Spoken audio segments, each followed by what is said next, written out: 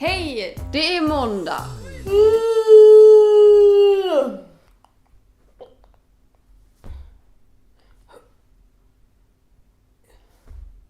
Alltså det här är verkligen... Fan! Okej. Japp. Idag, mina kära vänner, tänkte jag berätta för er om lite pinsamma saker jag gjort i mitt liv. Jag får väldigt ofta frågan från er, vad det pinsammaste jag någonsin gjort är. Nu är det så här att min hjärna har en tendens att förtränga alla pinsamma saker jag gjort, vilket jag tror är ganska bra för mig.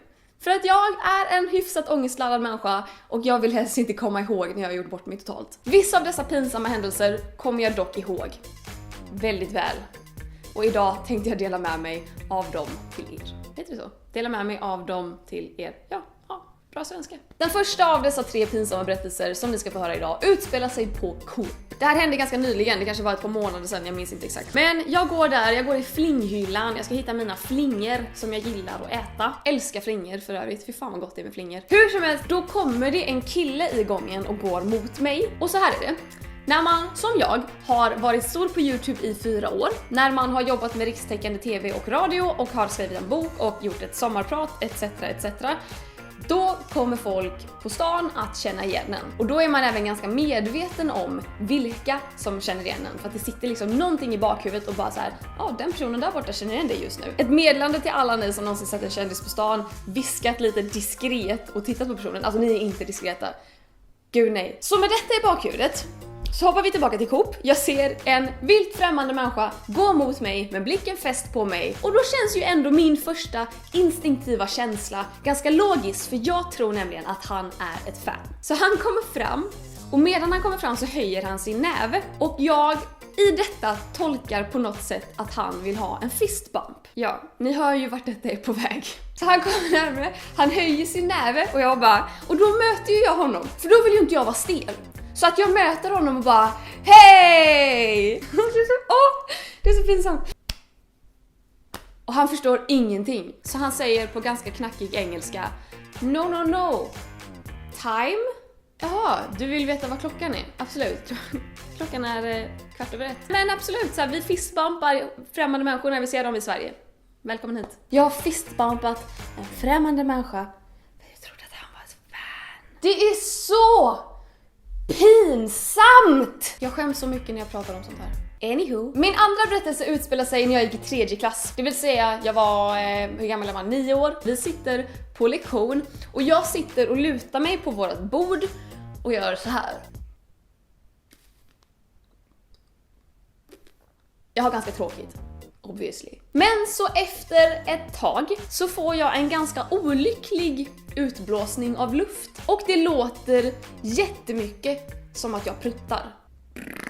Så eftersom vi har lektion och folk sitter och tittar på våran fröken, då är det alltså ingen som ser att jag gör detta med min mun. Så det börjar med att de som sitter närmast mig vänder sig mot mig och börjar fnissa. Och de som sitter bredvid dem har ju också hört det, så de vänder sig mot dem. Det bara sprider sig som ringar på vattnet. Till slut sitter hela klassrummet och kollar på mig och skrattar. Och jag är bara, men ni hörde ju, alltså det lät inte ens som en riktig fis. Har ni aldrig hört någon fisa eller? Det låter inte så där.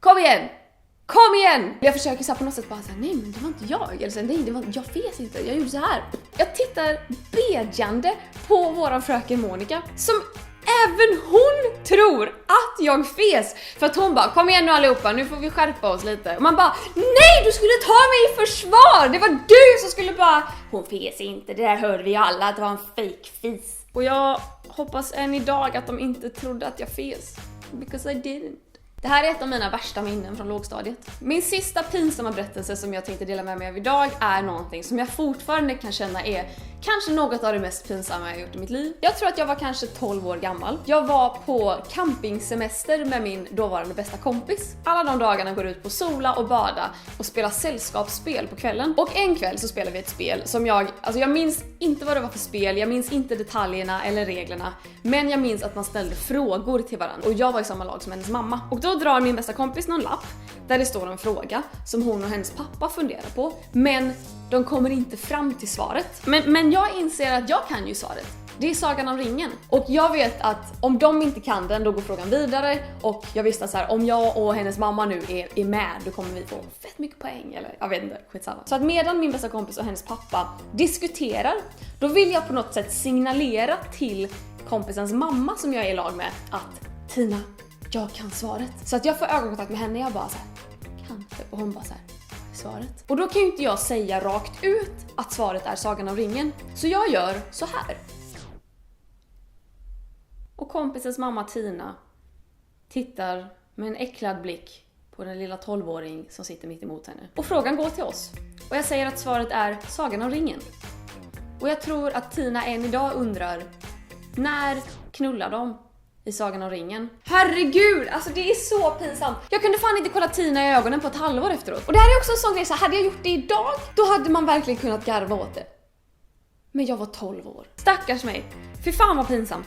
Det var riktigt jävla illa. Den är riktigt jävla illa alltså. Det där var 3 pinsamma berättelser ur mitt liv. Så om ni vill berätta någonting pinsamt ni har gjort, skriv en kommentar. Och så vill jag bara slänga in ett litet PS så här på slutet. I sommar kommer jag jobba heltid i 10 veckor med ett projekt som kommer bli offentligt imorgon. Och heltid betyder alltså att jag inte längre kommer ha måndagar fria att göra klipp. Så därför är min plan att göra videos en vecka i förväg. Vilket kort sagt innebär att jag inte behöver jobba helg och jag behöver inte heller stressa ihjäl mig för att få ut dessa klipp. Men detta innebär då att jag behöver en vecka där det inte kommer komma ut någon video för att förbereda nästa veckas video. Och veckan där det inte kommer komma ut en video kommer bli nästa vecka. Så jag vill bara att ni ska veta det. Jag kommer videoblogga hela sommaren förutom nästa måndag. Det kan vara lite krångligt att fatta hur den logiken funkar, men tro mig, det kommer bli jättebra. Och dessutom, har ni tips och idéer på vad ni vill att jag ska göra här på YouTube, skriv en kommentar eller twittra till mig eller skriv på Instagram. Jag vill jättegärna höra era åsikter och det är ju trots allt för er som jag gör dessa klipp. Så let me know. Det var allt.